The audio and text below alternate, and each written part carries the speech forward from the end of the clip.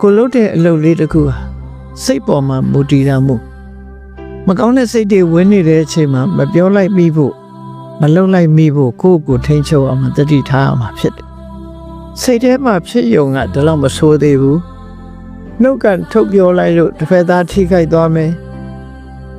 လှုပ်လိုက်ကင်လိုက်လို့တစ်ဖက်သားအကျိုးပျက်စီးသွားမယ်ဆိုရင်ဒါဟာသူများပျက်စီးသွားခြင်းนี่ကိုပျက်စီးဖို့အတွက်လာတော့မယ်ဆိုတာထင်ရှားတယ် reaction ဆိုတဲ့သဘောတရားသူများကိုကြိုးအောင်လုပ်လိုက်တယ်ကိုကြိုးမယ်သူများကိုကမ်းအောင်လုပ်လိုက်တာကိုကမ်းဖို့ဖြစ်လာမယ်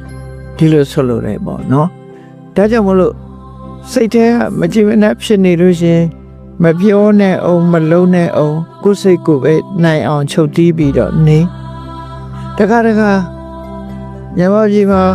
ဘုရားမသာဝင်နေဖြစ်ပြီမယ်လို့တချို့ဟာအတွေးလွဲတာတွေရှိတတ်တယ်ဒီနေရာမှာစိတ်ကအဓိကလို့ဟောထားတာမြတ်စွာဘုရားဟောတယ်စိတ်ကအဓိကဖြစ်တာဖြစ်တော့ကြောင့်ကိုယ်စိတ်ကိုပဲဆန်းစစ်တခုထိခိုက်သွားပြီဆိုရင်ကိုယ်စိတ်ကိုပဲဆန်းစစ်ငါတမင်လုံးထားလားမတော်တဆဖြစ်သွားတာဒီလိုဆိုလို့လည်းပေါ့